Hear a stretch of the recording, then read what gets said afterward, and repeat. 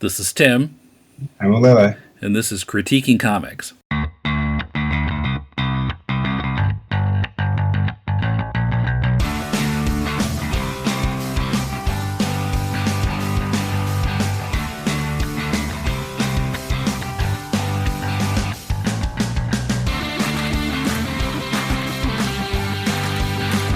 Welcome to Critiquing Comics. This is Tim in Cedar Rapids, Iowa, with Mulele in Tokyo. How are you doing? I'm okay. And you? Okay. Still kind of jet lagging. I've been in the States about a week as we're recording this. But Is it professional or is it just vacation? I'm doing podcast episodes. When I was in Minneapolis, I got probably what's going to turn out to be 4 episodes worth of interviews and stuff. Nice. And some other podcasts still to be recorded while I'm here. But I'm also, seeing family, and I'm at my parents' house right now, I see. and seeing other friends. So, kind of. I was actually a little surprised you arrived in the States during Comic Con, but didn't go to Comic Con. Well, I guess part of the reason for that is that I didn't really feel like I wanted to go to San Diego because it's so crazy, and partly because I didn't just definitely decide I was going to take a trip until it was probably too late to get a hotel room in San Diego. Yeah, I can see that. I've had that problem before. I remember sleeping in my car once, but But then that created the problem of where was I going to be during San Diego, that where I wasn't going to miss all the people I wanted to meet because they'd be in San Diego. right. Yeah. So, Yeah. Have you been to the Comic Con? no. Okay, you're not missing much, but it's crazy and exciting for fanboys. And if you like film, you see a lot of Hollywood-related stuff there. But if you're just there for good indie comics, you might be a little bit disappointed. So it's a little bit too much. Yeah, that's the other thing. I'm not sure that it's the best con for deconstructing comics to go to, Mm. given the kinds of things we often cover. I don't know. Well, I mean, for the ones that I'm on, definitely, it wouldn't be a thing. I'm not too much about mainstream comics these days. Mm-hmm. Although I am nostalgic about the New Mutants. Yeah. So we've of course got still comics in our queue here. This time we're talking about a comic that I'm not sure how to pronounce the name. At first I thought it was a typo, and then I realized that he kept spelling it that way, and but it's spelled Deiciders. Deiciders. I'm not quite sure. It looks Um, like deciders with an extra I in it. well, the creators are from Spain, right? That may be. Um, Yeah, the writer Andre Mateus reminded us that we talked about one of his comics in the Pitch anthology. It was the right. post-apocalyptic one with the vampires. Okay. Yeah. Sorry, not Spain. Portugal. My bad. Portugal. Yeah, that sounds Uh, right. yeah. So it may not be English, but I mean, just for our own sense of language, it's a bit difficult. Hmm. Yeah, Um, that could have something to do with it. yeah. So he did this one with an artist named Pedro Mendes. They did the story together. Andre wrote the script. Pedro did the art, Hmm. which is all it's black and white. It's kind of pen and ink drawings. Not really any kind of shading so much. Yeah.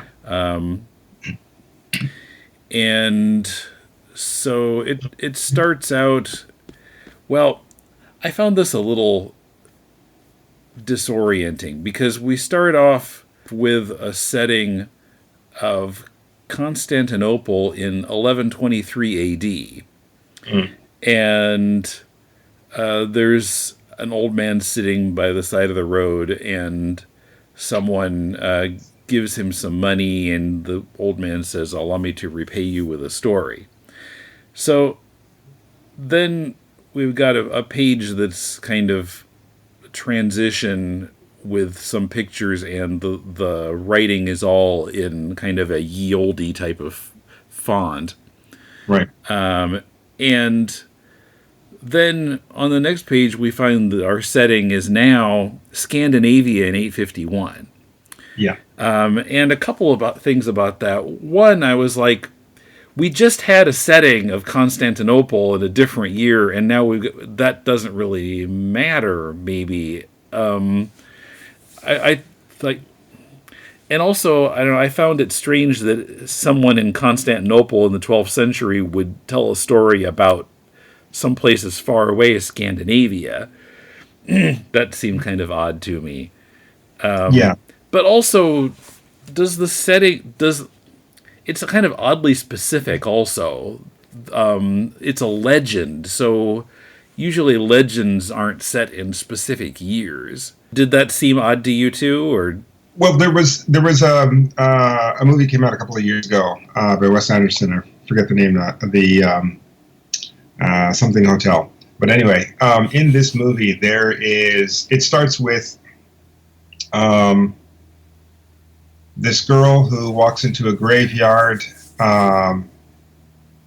of this man and reads, well, his book. The grave that she's sitting down in front of is this man's book, and she's reading it, and it switches to the man doing a documentary, which I guess later becomes his book. And he's telling the story of this man that he met who, maybe 20 years earlier, who told him a story about this man that he met 30 years earlier. And so it goes through multiple generations, and each time it switches time periods, the film aspect ratio changes. So it goes through like CinemaScope and 35 millimeter and then it gets down to like this 1920s perfect square scope. But it's a lovely film, and it's masterfully done. This was Grand Budapest Hotel? Yeah, that's right. Grand Budapest. It's masterfully done, and it's kind of a gag, but it's so well done that it's kind of seamless. And it could also be that in film, it works a little bit better because it pulls you through rather than you having to readjust yourself at each time. Mm-hmm. This here, we have a man telling a story about a legend, and then we get a kind of a preface to the actual story, which is, I guess, we have an introduction, and the man begins his story with a preface, and then tells the story. And not to get too spoilery, but at the end, because I'm going to spoil some things, one of the guys in the story is the guy telling the story, which means he's over 300 years old. Ooh, I did not catch that. Which is a little weird.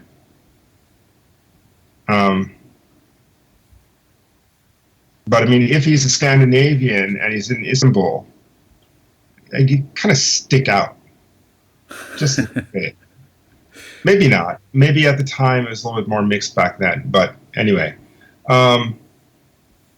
yeah, the story is a little bit odd, and the setup. I understand why he has the setup, but without that direct connection, or that he doesn't.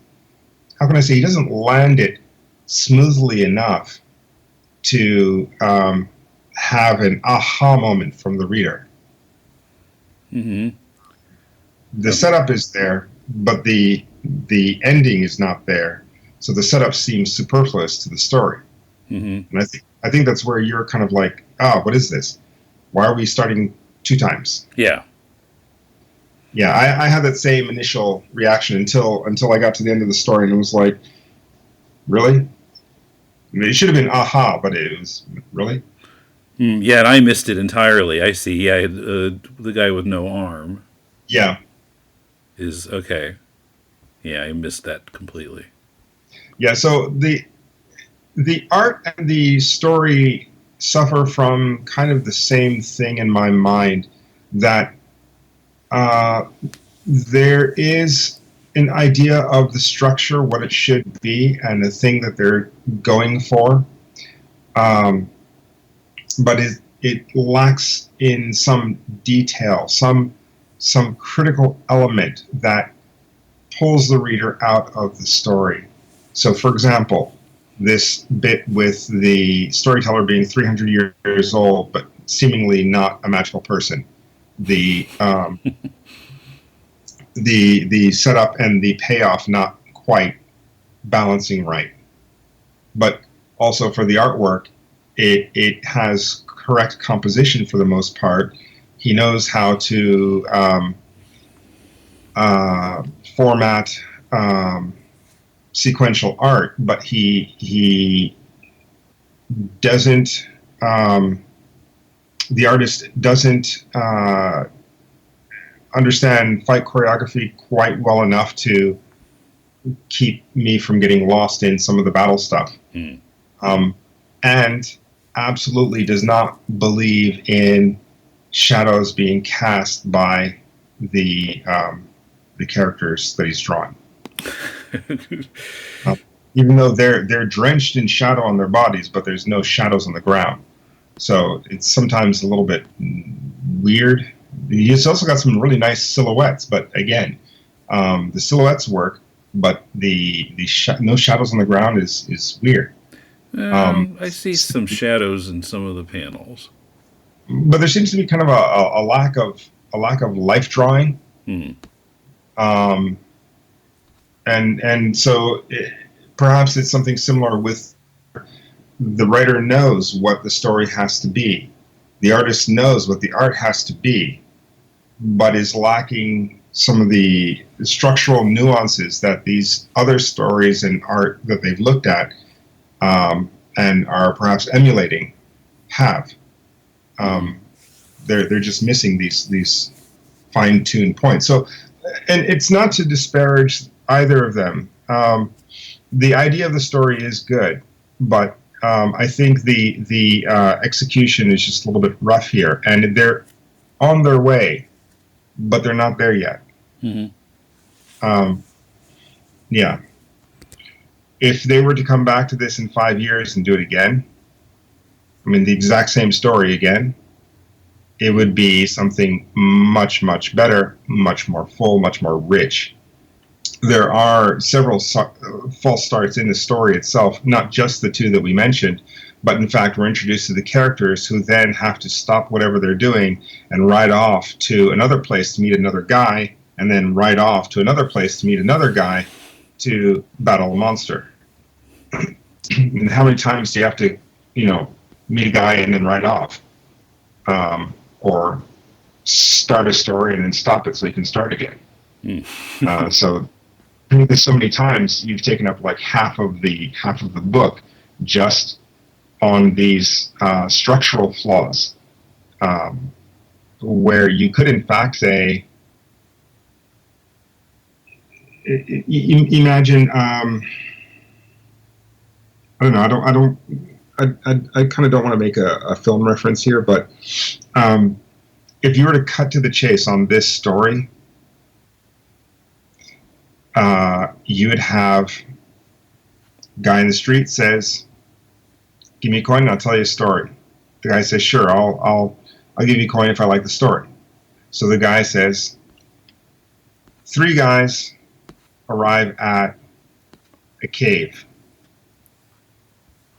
to meet a 4th guy who's going to pay them to fight a monster. And then you show a picture of the guys standing in front of a cave. The monster comes out, they fight it. And while they're fighting, you realize some things about each character. At the end of it, the one guy or the two guys who survive, one of them gets his arm ripped off, the other one, um, I don't know, they together just ride off into the sunset, and well, another day, another dollar, and then you realize that the guy telling the story is the guy who got his arm ripped off. It would actually work a lot better if you just cut all of the stuff out with the false starts, because they really add nothing to it. We've got 5 pages of material that, I don't know, if you were to cut to the chase, you could just ditch. And in a 24-page comic, that basically you're spending what, about a fifth of your comic on this. It should be really important, but it seems to not help here. So no. Something else in the story. So you mentioned that they go to this cave, and there are these very large wolves that live there. Yeah. And so on page 10, in the first panel, we see the feet of a human who is coming out of the cave. Yeah.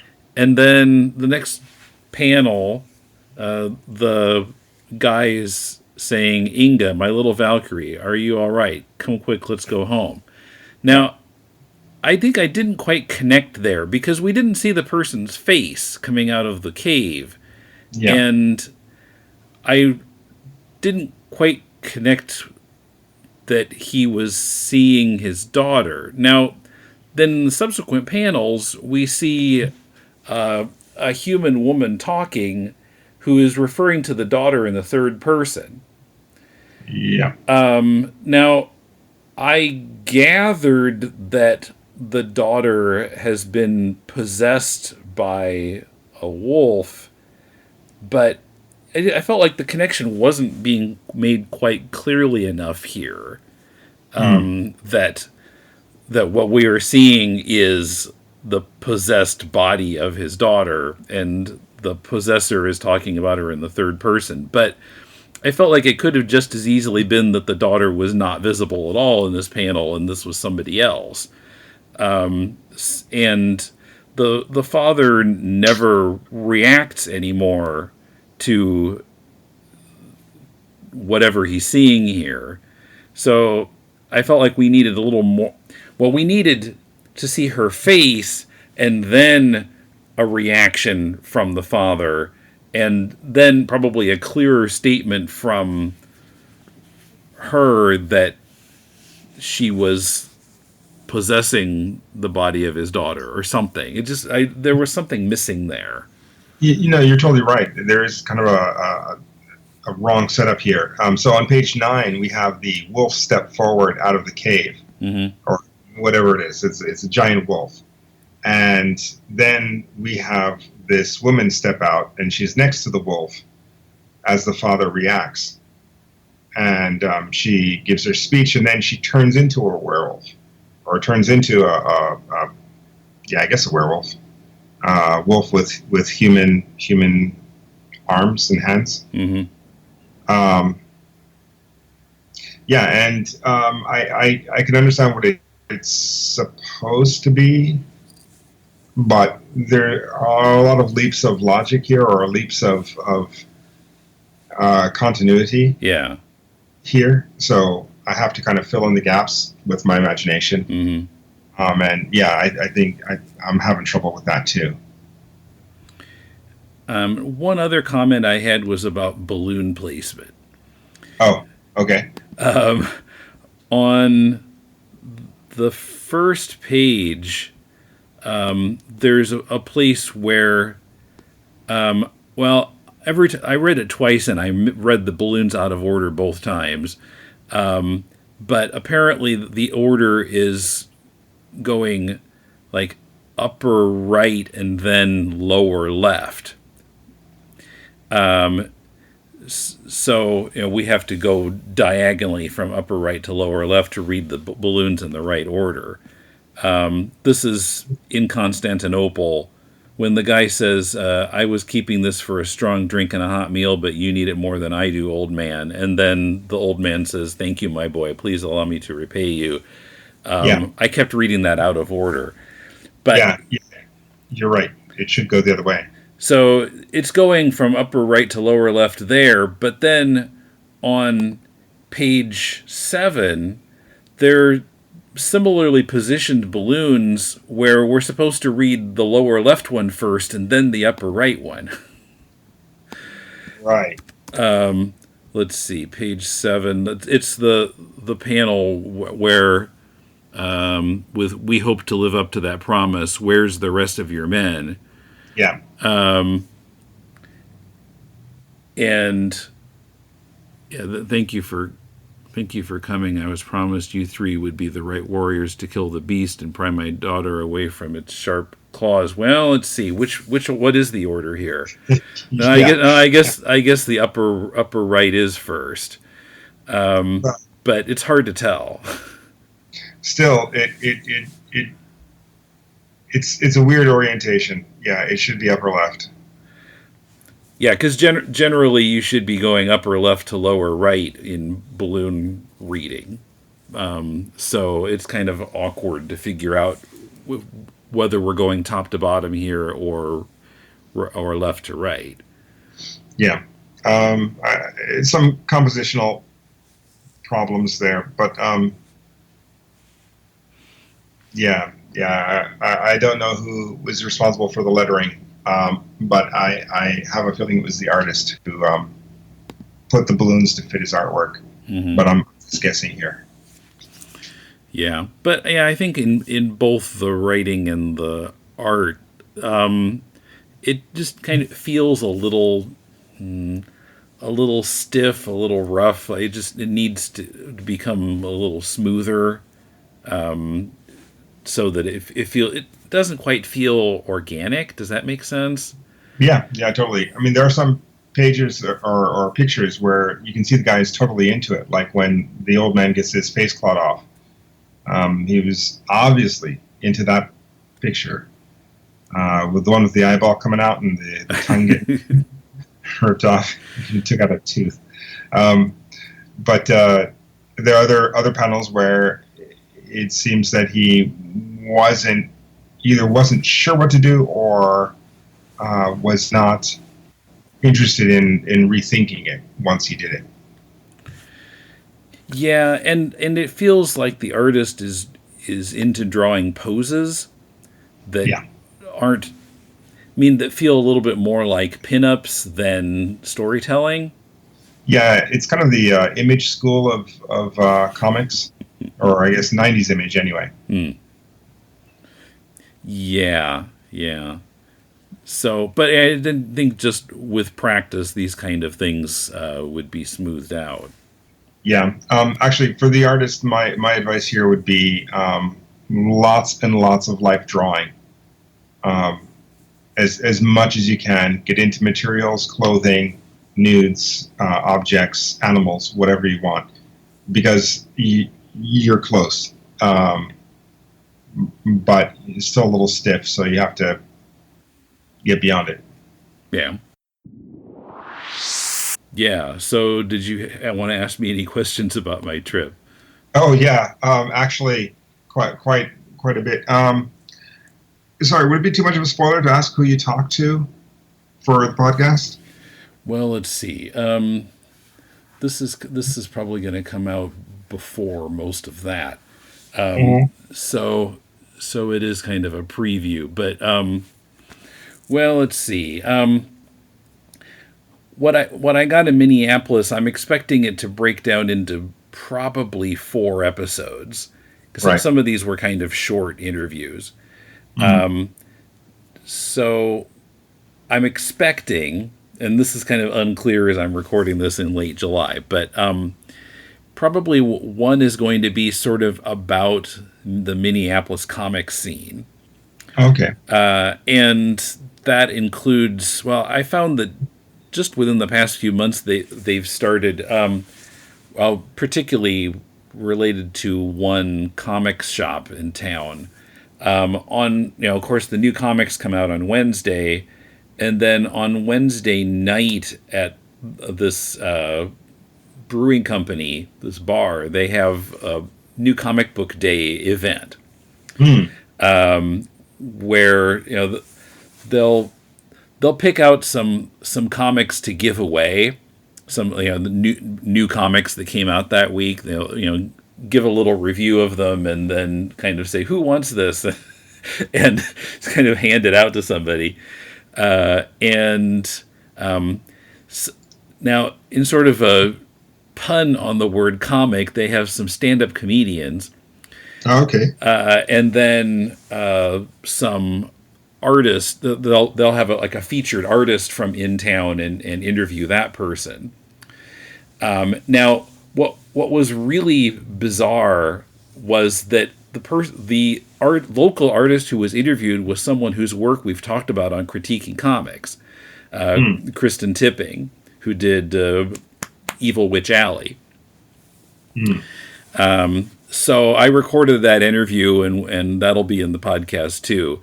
And I talked to also somebody from the comic shop and whatever. So that'll be one episode. I talked to some artists in the comic studio, World Monster HQ, and I'll have those guys in an episode. I'm sorry, I don't know what the World Monster HQ is. Well, I mean, it's just a studio where these artists, like they pay in to rent space in this studio, and they just got a big room with a lot of drawing tables, and each one is a specific artist's table, and then they're able to give each other feedback and whatever. Right. So like when I was there, one of them was advising another one about the coloring of their covers and so forth. So it's not a collective as much as it is just a studio space, and any artist can just jump in. Basically, that was my impression. Okay. And let's see. I talked to someone who teaches at the Minneapolis College of Art and Design in the comics program there. And I also somebody else from there. So there'll be kind of a what they the initial spell MCAD, that they call it, the school MCAD. So there's an MCAD episode, and then I spent an hour talking with a writer named Ted Anderson, best known, believe it or not, for writing My Little Pony comics. Interesting.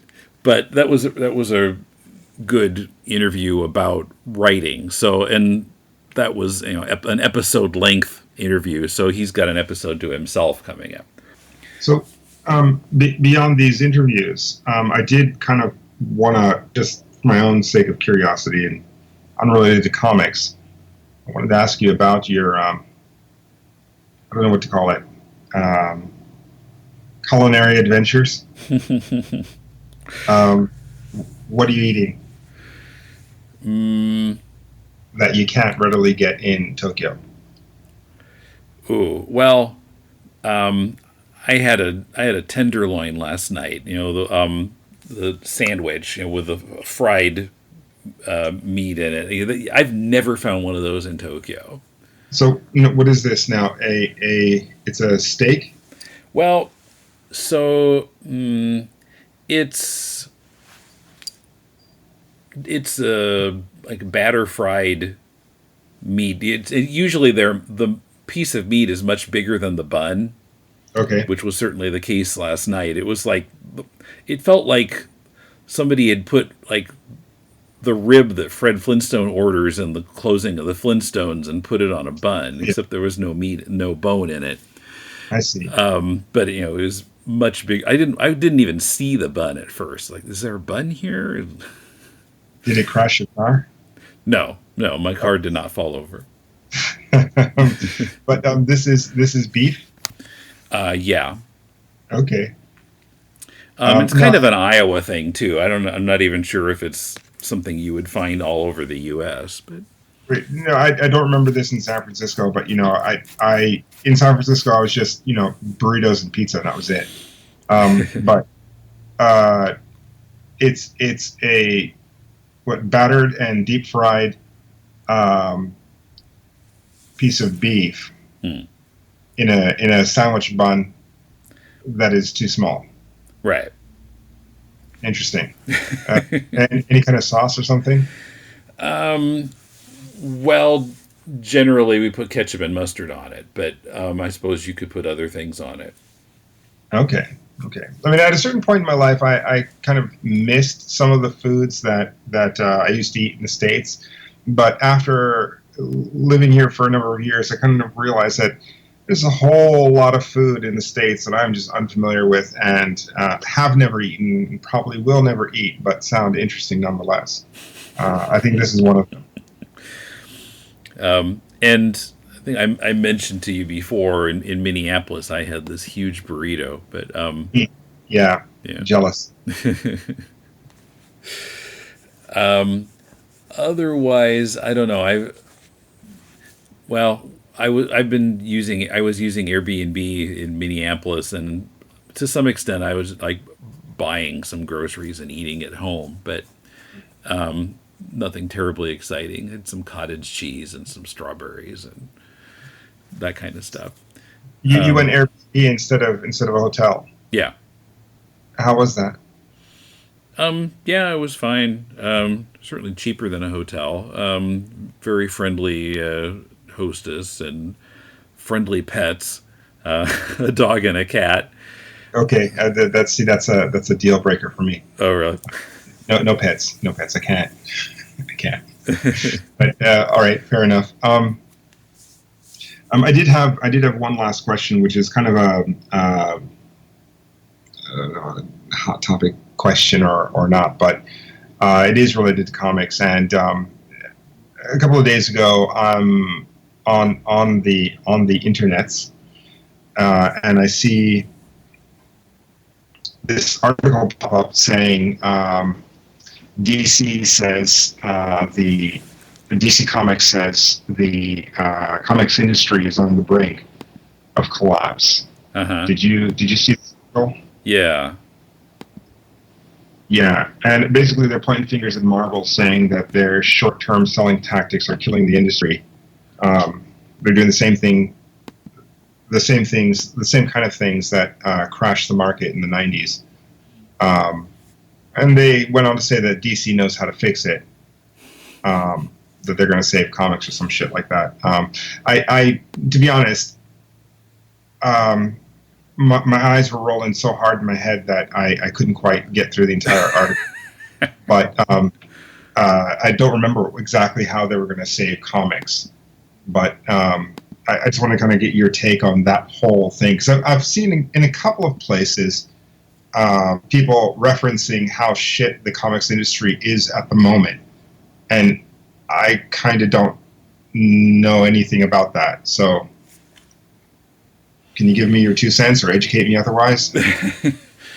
Well, I don't know that I have a lot to say about that.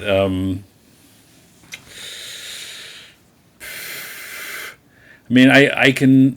We've kind of talked about it before, and the Brian Hibbs article about it. But I mean, I can sort of see the criticism that Marvel's approach to marketing is not such a good idea. I mean, I don't know if it's potentially going to crash the comics industry, but I think that it might not be the best way for them to sell comics. DC, I don't know.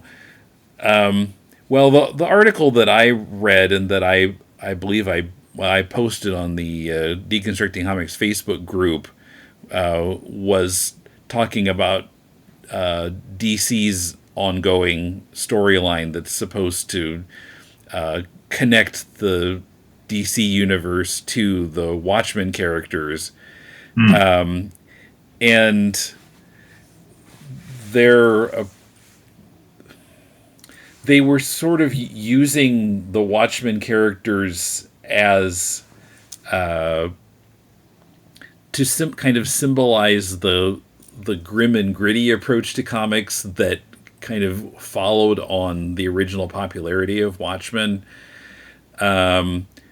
which Kumar kind of took exception to. He said, like, he felt like they were sort of blaming it on the Watchmen characters rather than on the writers who took the wrong message from Watchmen, and especially DC writers. But I think Marvel writers to some extent also. I mean, both companies have dealt in a lot of grim and gritty comics,